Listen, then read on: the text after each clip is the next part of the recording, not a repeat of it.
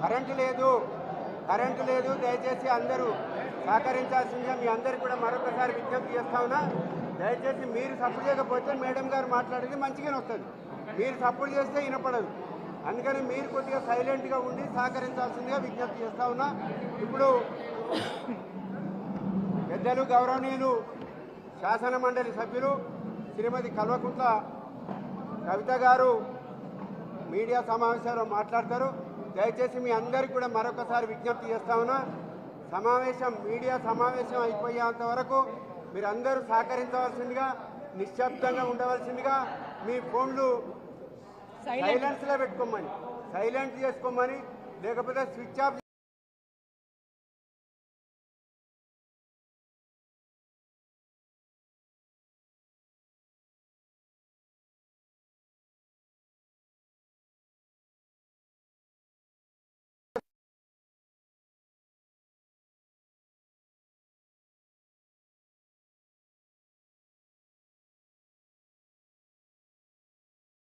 అందరితో కూడా కలుపుకొని చేసుకోవడం జరిగింది.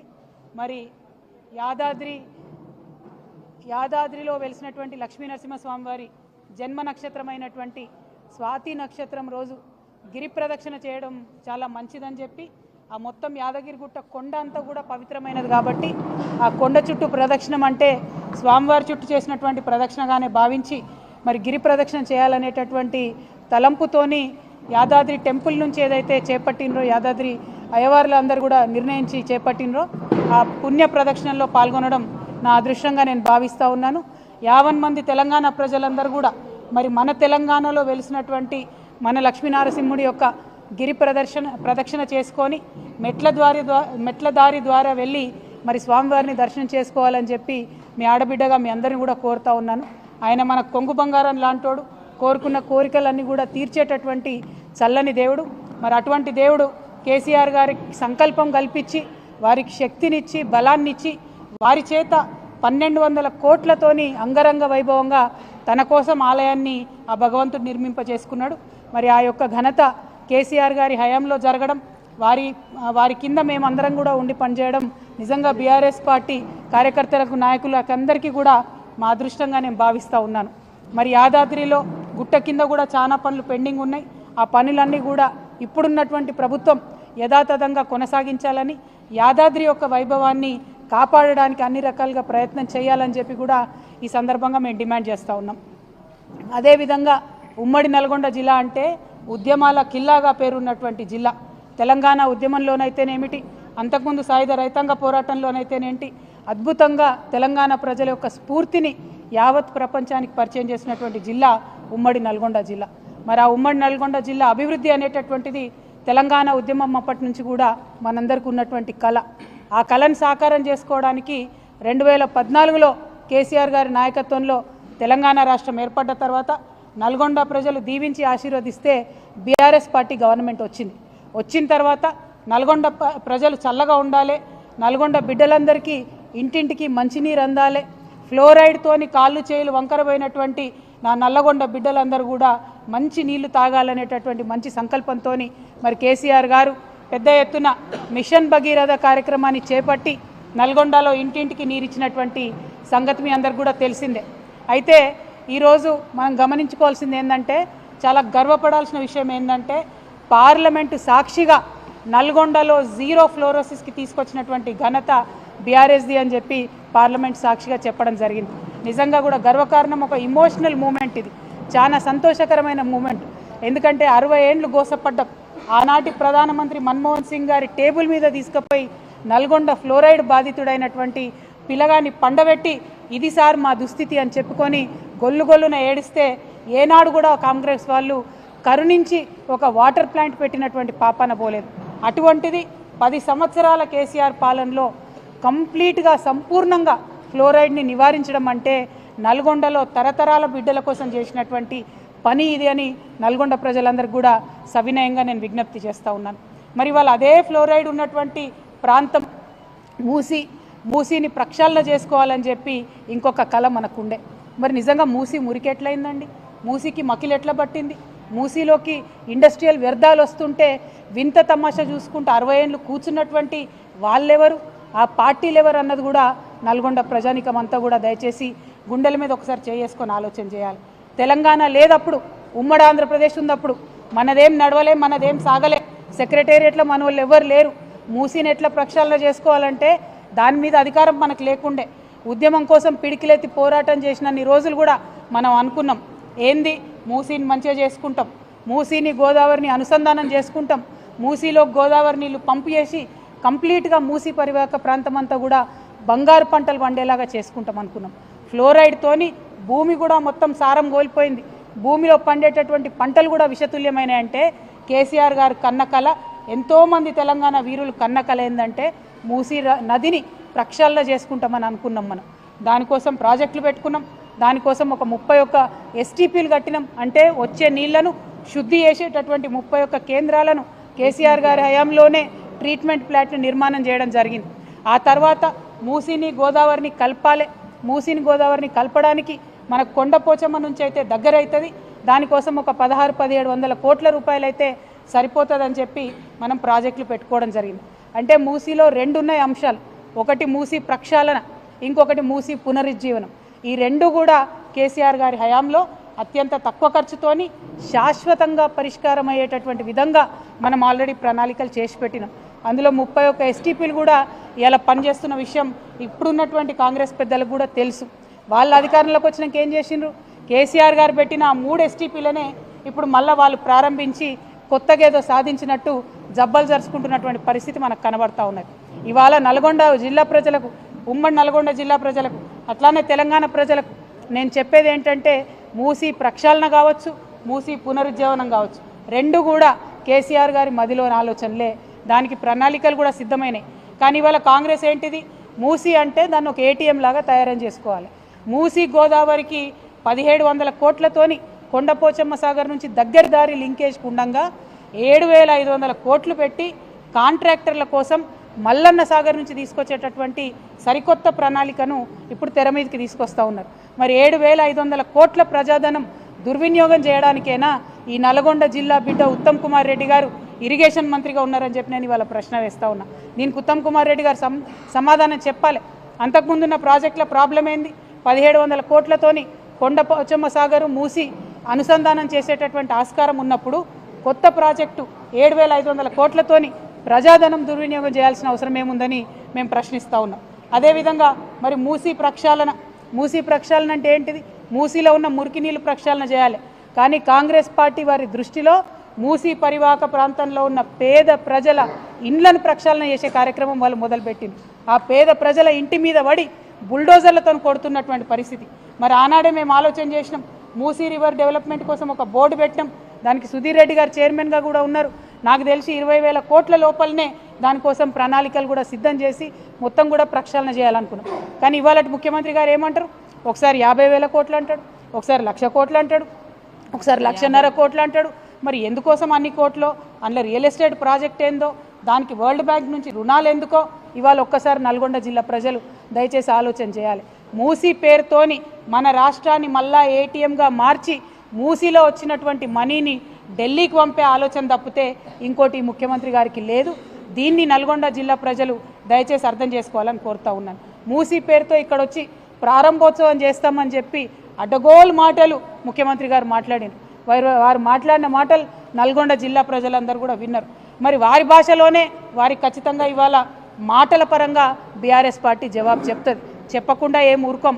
మీలాగా 2-3 రౌడీ ముక్కలు నేసుకొని ఆఫీసుల మీద దాడి చేసేటటువంటి దరిద్రపు సంస్కృతి మాది కాదు. మాది మాటలతోని, విఘ్నతతోని, సిన్సియారిటీతోని, ప్రజల దగ్గర పనిచేసే కమిట్మెంట్తోని ప్రజల మనసులు గెలుచుకునేటటువంటి పాలసీ ఫిలాసఫీ BRS పార్టీది. మీరేదో దాడి చేస్తాం, ఆఫీసుల మీదకి వస్తాం, ఇండ్ల మీదకి వస్తామంటే భయపడేటోళ్ళు ఎవరు లేదు. మాది 60 లక్షల సైన్యం ఉన్నటువంటి BRS పార్టీ కుటుంబం మాది. మా 60 లక్షల మంది తలుసుకుంటే మీరు ఒక్క అడుగు కూడా తెలంగాణలో కదిలేటటువంటి పరిస్థితి ఉండదు. ఖబర్దార్ కాంగ్రెస్ నాయకులారా, మళ్ళొక్కసారి ఎక్కడ BRS పార్టీ ఆఫీస్ వైపు కన్నెత్తి చూసినా కూడా BRS పార్టీ సైనికులు ఎవరు కూడా ఊరుకోరని చెప్పి ఈ సందర్భంగా మీకు తెలియజేస్తూ ఉన్నాను. మరి మన నల్గొండ జిల్లా ప్రజలందరికీ తెలిసిందే, ఆనాడు ఉద్యమంలో అంతకన్నా ముందు కూడా మనం అనుకున్నాం నల్గొండ కేంద్రంగా పాలన జరిగితే మరి దూర ప్రాంతాల నుంచి నల్గొండకి కలెక్టర్ దగ్గరికి వస్తే 2-3 రోజులు నల్గొండ పట్టణంలో ఉండి పని చేసుకొని పోవాల్సినటువంటి పరిస్థితి ఉండే. కానీ దాన్ని నిర్మూలించాలని ప్రజల వద్దకే పాలన వెళ్ళాలని చెప్పి నల్గొండ నుంచి మళ్ళీ కొత్తగా జిల్లాలను ఏర్పాటు చేసుకున్నాం. జిల్లాల ఏర్పాటుతో ఊరుకోలేదు. ఏర్పాటు చేసిన జిల్లాలలో 3 ప్రభుత్వ మెడికల్ కళాశాలలు మనం తీసుకొచ్చినాం. ఇవాళ ఇక్కడ కోమటిరెడ్డి గారు ఉన్నారు, మంత్రిగా ఉత్తమ్ కుమార్ రెడ్డి గారు ఉన్నారు. వారిద్దరు నేను ప్రశ్నిస్తూ ఉన్నా, 60 ఏండ్ల మీ పాలనలో కనీసం ఒక్కటంటే ఒక మెడికల్ కాలేజు మీరు తీసుకురాగలిగినరా? నల్గొండ జిల్లా ప్రజల దగ్గరికి పరిపాలన తీసుకురావాలనేటటువంటి సోయి మీకున్నదా? ఆనాడు కేసీఆర్ గారు కలెక్టరేట్ ఓపెనింగ్కి పిలిస్తే కోమటిరెడ్డి గారు కూడా వచ్చి కేసీఆర్ గారి పక్కన కూర్చొని మరి ఇంత అద్భుతమైన కలెక్టరేట్ కట్టిండ్రు. ఇటువంటి కలెక్టరేట్లు వేరే రాష్ట్రాలలో సెక్రటేరియట్ల కన్నా పెద్దగా ఉన్నాయని చెప్పి పొగిడినటువంటి వ్యక్తి కోమటిరెడ్డి వెంకటరెడ్డి గారు. మరి ఇవాళ వారు ఏం మాట్లాడుతున్నారో దయచేసి నల్గొండ జిల్లా ప్రజలు, తెలంగాణ ప్రజలు గమనించాలి. ఓడ దాటే వరకు ఒక రకంగా, ఏదో ఒడ్డు దాటినాక ఇంకొక రకంగా అన్నట్టు కాంగ్రెస్ పార్టీ వాళ్ళు మాట్లాడుతూ ఉన్నారు. దీన్ని, ఈ వైఖరిని ప్రజలు అర్థం చేసుకోవాలని చెప్పి నేను కోరుతా ఉన్నాను. మరి ఉమ్మడి నల్గొండ జిల్లాలో 12 నియోజకవర్గాలు ఉంటే ఆ 12 నియోజకవర్గాలకు కూడా కలిపి మనం 36,000 కోట్లను 10 సంవత్సరాలలో బీఆర్ఎస్ ప్రభుత్వంలో 36,000 కోట్లను అభివృద్ధి కోసం మనం స్పెండ్ చేయడం జరిగింది. అదేవిధంగా సంక్షేమం కోసం అంటే అది పెన్షన్ కావచ్చు, కళ్యాణ లక్ష్మి కావచ్చు, రైతు బంధు కావచ్చు, రైతు బీమా కావచ్చు, ఈ కార్యక్రమాలకు అన్నీ కూడా కలుపుకొని మనము 42,000 కోట్ల రూపాయలను నల్గొండ ప్రజలకు ఇవ్వడం జరిగింది. మా పాలన ఎట్లుండే అంటే ప్రభుత్వంకి వచ్చినటువంటి ఆదాయం అంతా కూడా పేద ఇంటి బిడ్డకు అక్కడికి రావాలనేటటువంటి ఆలోచన మాకుండే. ఇవాళ ఏం జరుగుతున్నది? నిన్న 21వ తారీఖు నుంచి 24వ తారీఖు వరకు గ్రామాన సభలు పెడతా ఉన్నారు, గ్రామ సభలు పెడతా ఉన్నారు. ఎందుకోసం గ్రామ సభలు? రేషన్ కార్డులు, రైతు భరోసాలు, అట్లానే ఇందిరమ్మ ఇండ్లు, ఈ పథకాలన్నీ కూలీలకు ఇస్తామన్న డబ్బులు ఇవన్నీ కూడా ఇస్తామని చెప్పి గ్రామ సభలు పెడతా ఉన్నారు. ఇవాళ ఒక్క మాట నేను కాంగ్రెస్ ప్రభుత్వాన్ని సూటిగా ప్రశ్నిస్తూ ఉన్నా, దయచేసి ప్రజలు ఆలోచన చేయాలి. అధికారంలోకి రాగానే ఏం చేసిండ్రు? అప్లికేషన్లు పెట్టుకోండి, మేము ఇచ్చేస్తాం మీకు పథకాలన్నీ అని చెప్పింది. అంటే ఒకసారి అప్లికేషన్ పెడితే మళ్ళీ ఎంపీ ఎలక్షన్ల ముందు మళ్ళీ ఏమన్నారు? లేదు అభయహస్తం అప్లికేషన్లు పెట్టండి అన్నారు. మళ్ళీ ఒకసారి లైన్లలో నిలబడి అప్లికేషన్లు పెట్టాం. ఎంపీ ఎలక్షన్లు అయిపోయినాక ఏమన్నారు? మేము కులగణన చేస్తున్నాం, మీ దగ్గరికి వచ్చే మేము తెలుసుకుంటాం విషయాలు అన్నారు. మూడోసారి కూడా కులగణన పేరు మీద ఇంకో 3 నెలలు టైంపాస్ చేసిండు. మరి 3 సార్ల ప్రజలు ఇచ్చినటువంటి అప్లికేషన్లు మీ దగ్గర ఉండంగా, ఆల్రెడీ మీ సేవలో పెండింగ్ ఉన్న లక్షలాది అప్లికేషన్లు ఉండంగా మళ్ళా గ్రామ సభలు పెట్టి కొత్తగా మీరు ఏం సాధిస్తూ ఉన్నారు? ఓకే, గ్రామ సభలు పెడతా ఉన్నారు. పెట్టినప్పుడు ముందే కోతలు పెట్టినటువంటి లిస్టు గ్రామాలకు ఎట్లొస్తున్నది? మీరు గ్రామంలోంచి తీసుకొని లిస్టుని పైకి పంపుతారా, లేకపోతే పైన ఏసీ ఆఫీసులల్లో కంప్యూటర్ ముంగట తయారు చేసిన లిస్టును గ్రామాలకు పంపుతున్నారా అన్నది ప్రజలకు స్పష్టత ఇవ్వాలి. ఎందుకోసం ఈ మాట చెప్తా ఉన్నా అంటే ఇవాళ మన రాష్ట్రం మొత్తం చూసుకుంటే 50 లక్షల జాబ్ కార్డులు ఉన్నాయి. అంటే దాదాపు 1 కోటి మందికి పైగా కూలీలు ఉంటారు, ఎన్ఆర్ఈజీఎస్ కూలీకి పనికి పోయే వాళ్ళు ఉంటారు. ఇవాళ 1 కోటి మందిలో ఇప్పుడున్న ప్రభుత్వం సెక్రటేరియట్లో కూర్చొని కోతలు పెడితే 10 లక్షల మందికి కూడా సంవత్సరానికి 12,000 ఇచ్చేటటువంటి పరిస్థితి కనబడతలేదు.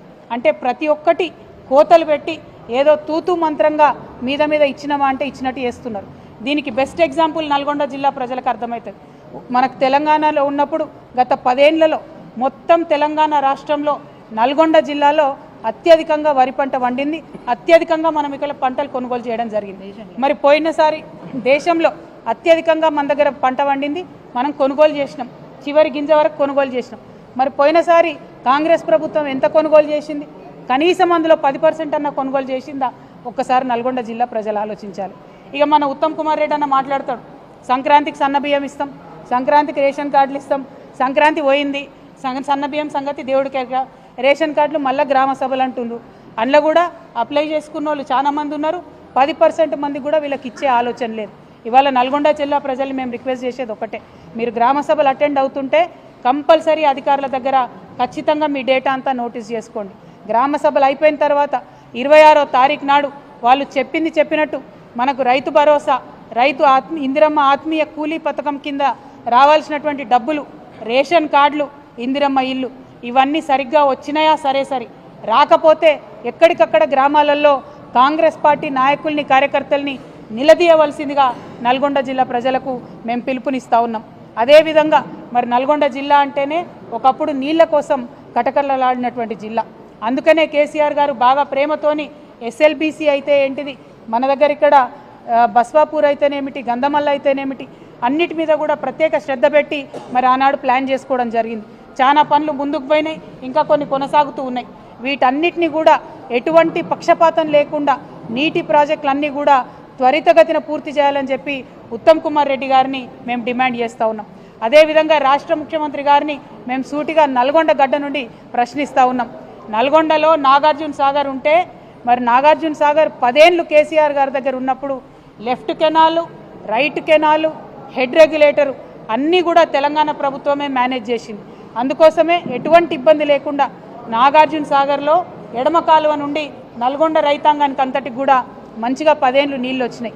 ఇవాళ మీరు గత సంవత్సరం నుంచి మీ చేతిలో ప్రాజెక్టు లేదు, కేంద్ర బలగాల కంట్రోల్లోకి వెళ్ళిపోయింది ప్రాజెక్టు. ఇవాళ మన తెలంగాణ ఇంజనీర్లు మరి కుడి కాలువ నుండి ఎన్ని నీళ్లు పోతున్నాయి కొలుద్దామని ఆ పక్కకు పోవాలంటే పోయే పరిస్థితి లేదు. రాణిస్తలేరు ఆంధ్రోళ్ళు, మన అధికారులనే పోతే కొట్టి కేసులు పెట్టేటటువంటి పరిస్థితి ఉన్నది.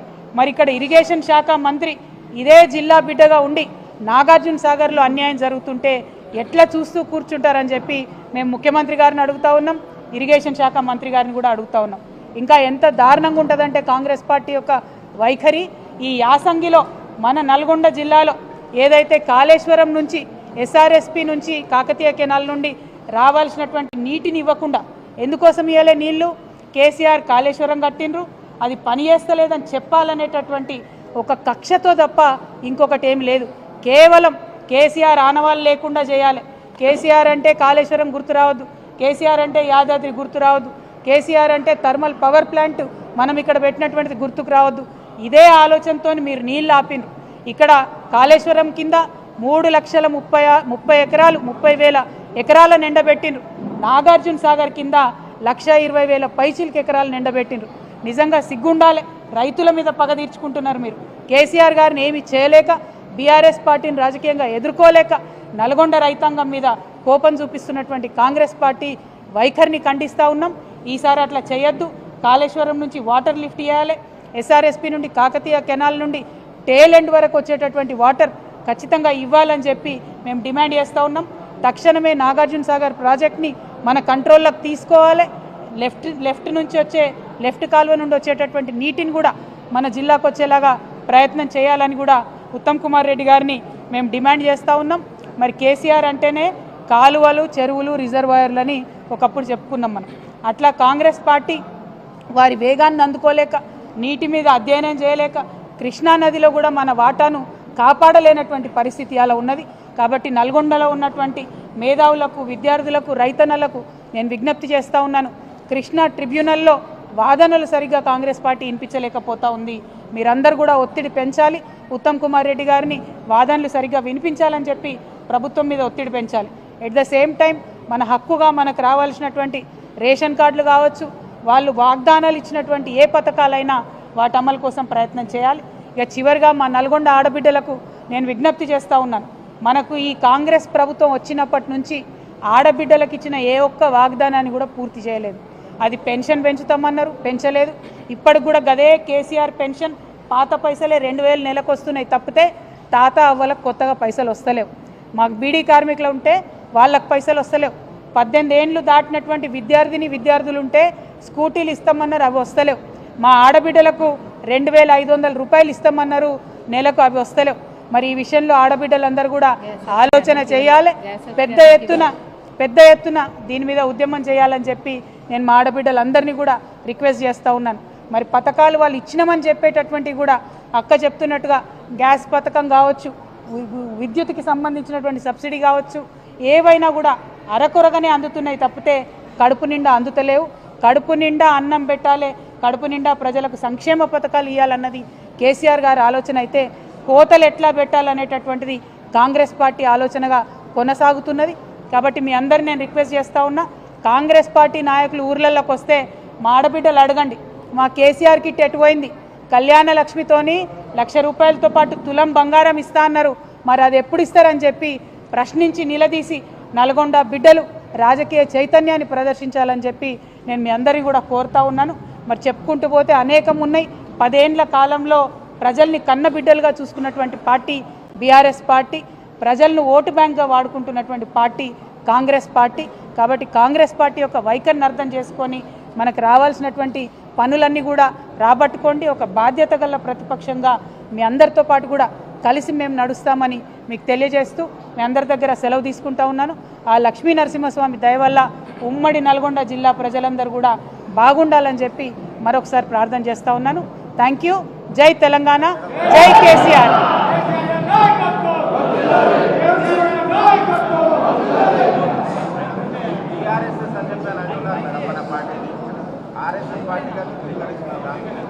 देखिए, आज दुनिया भर में मशहूर है, कांग्रेस और बीजेपी दोनों भी एक है.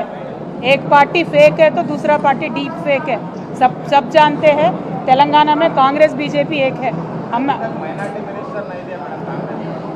ఈ మినిస్ట్రీలో 18 మంది ఉండేటటువంటి మినిస్టర్లలో ఇక్కడ మైనారిటీ మినిస్టర్ లేరు.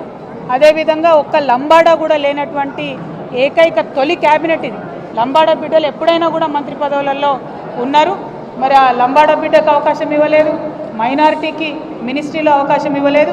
కాబట్టే మేము చెప్తా ఉన్నాం, అందరినీ కలుపుకొని వీళ్ళు పోతలేరు. తక్షణమే మైనారిటీస్ని మంత్రివర్గంలోకి తీసుకోవాలి, లంబాడా బిడ్డలకు కూడా అవకాశం कल्పించాలని డిమాండ్ చేస్తా ఉన్నాం. हम पूछे भाई, जब असेंबली में पूछे हम ना जरगना जब असेंबली में पूछे हम इमाम मौजनों के तनख्वाह के बारे में इमीडिएटली रिलीज़ करे जो 4 महीने का पेंडिंग था. लेकिन जो बढ़ा के इमाम और मौजनों को तनख्वाह देने का मुद्दा है उन्होंने आज तक उठाया नहीं. तो वापस बीआरएस पार्टी के तरफ से हम असेंबली में भी ये मुद्दा उठाएंगे और आपके लिए हम आपके साथ लड़के हासिल कर लेंगे. Thank you. जय तेलंगाना. భావిస్తూ ఉన్నాను.